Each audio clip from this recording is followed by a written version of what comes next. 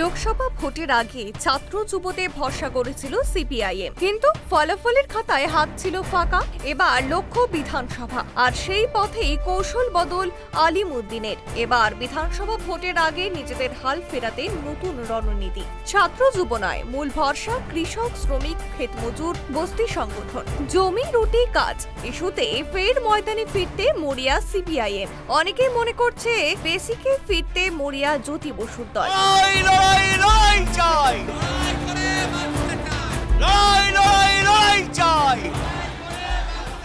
রবিবার বৈশাখী দুপুরে সিপিআইএম এর 4 গণসংগঠনের ডাকে ব্রিগেড প্যারেড গ্রাউন্ডে জড়ো হন হাজার হাজার মানুষ। শহরের 7 দিক থেকে বের হয় মিছিল, কারো হাতে লাল পতাকা, কারো হাতে দাবি তুলে ধরা প্ল্যাকার্ড। রাজপথ আজ শুধু লালে লাল। কৃষকের দাবি, শ্রমিকের কষ্ট, সবকিছু নিয়ে একজোট হয়ে উঠেছে ময়দান। এপ্রিলের দাবদাহ উপেক্ষা করে বিকেল 3টে শুরু হয় সভা। সভায় বক্তা ছিলেন 6 জন। রাজ্য সম্পাদক মোহাম্মদ সেলিম ছাড়াও ছিলেন কৃষক সভার অমল হালদার, ক্ষেতমজুর সংগঠনের নিরাপদ সর্দার ও বন্যা টুডু, বস্তি উন্নয়ন সমিতির সুখরঞ্জন দে এবং সিটুর অনাদি সাহু।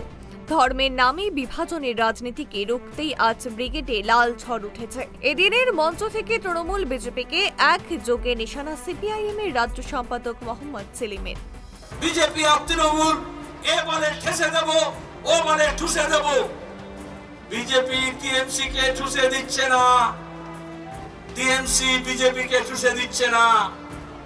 মেহনতি মানুষের ঐক্যকে ভাঙার জন্য চেষ্টা করছে। ওই দুজনের ডায়লগ একজনই লিখে দেয়। ওইভাবে বিজেপি আর তৃণমূলের যে নেতারা একে অপরকে বিরুদ্ধে প্রতিদিন গালাগাল দিচ্ছে, প্রতিদিন নাটক করছে, আসলে ওদের স্ক্রিপ্টটা একজনই লিখে দিয়েছে। তার নাম হচ্ছে আরএসএস এর মোহন ভাগবত। হিন্দু বা মুসলমানের আবেগকে নিয়ে খেলা করো না। হিন্দু আর মুসলমানের লড়াই লড়িও না। যদি লড়তে হয় তাহলে বেকারের বিরুদ্ধে লড়ো, যদি লড়তে হয় অশিক্ষার কুশিক্ষার বিরুদ্ধে লড়ো, গরিবের বিরুদ্ধে লড়ো, নিজের মাথার উপর যাতে ঠাঁই হয় সেই বাসস্থানের দাবি নিয়ে লড়ো।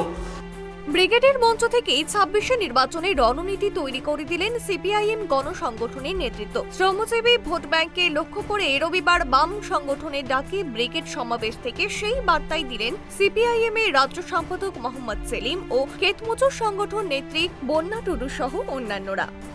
যখন গ্রামে যখন একটা হাতি ঢুকে যায়, সেই হাতিটাকে যাতে গ্রামে ঢুকতে না পায় তাকে আমরা আগুনটা পাশে জ্বালিয়ে দেওয়া হয়। আগুনটা যখন ধরে যায় তখন হাতিরা পেছু হটে যায়। তাই যখন প্রশাসনের লোক, পুলিশের লোক, মুখ্যমন্ত্রীর লোক এইভাবে গ্রামে আগুন ধরিয়ে তাদেরকে তাড়িয়ে পেছিয়ে হটাতে হবে, তাছাড়া আমরা বাঁচতে পারবো না।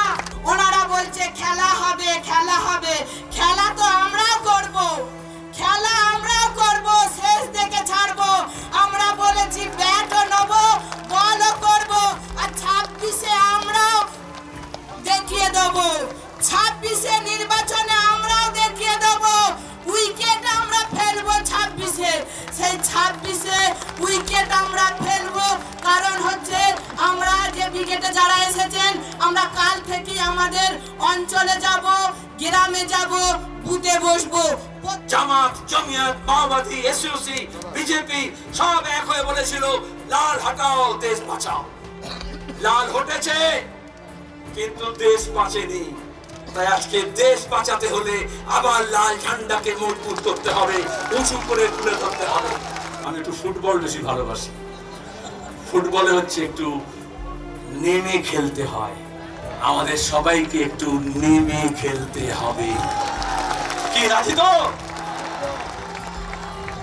নেমে খেলবো, যাতে এই চোর চোর দুর্নীতিবাজকে 14 তালা থেকে টেনে হিচড়ে আমরা মাটিতে নামাতে পারি, সেই শপথ আমাদের নিতে হবে। ব্রিগেডের এই বার্তা পৌঁছে যাক ঘরে ঘরে, দৌড়ে দৌড়ে। এদিনের ব্রিগেড সমাবেশ থেকে সেই বার্তাই কর্মী সমর্থকদের উদ্দেশ্যে দিলেন ক্ষেতমজুর, কৃষক, শ্রমিক, বস্তি সংগঠনের নেতৃত্ব এবং সিপিআইএম রাজ্য সম্পাদক মোহাম্মদ সেলিম। এবং আজকের এই সভা থেকেই 26-এর ভোটের প্রচারও কার্যত শুরু করে দিল সিপিআইএম। ভিড় ছিল, আবেগও ছিল, কিন্তু প্রশ্ন থেকে যাচ্ছে এই জনসমর্থন কি ভোটে বদলাবে?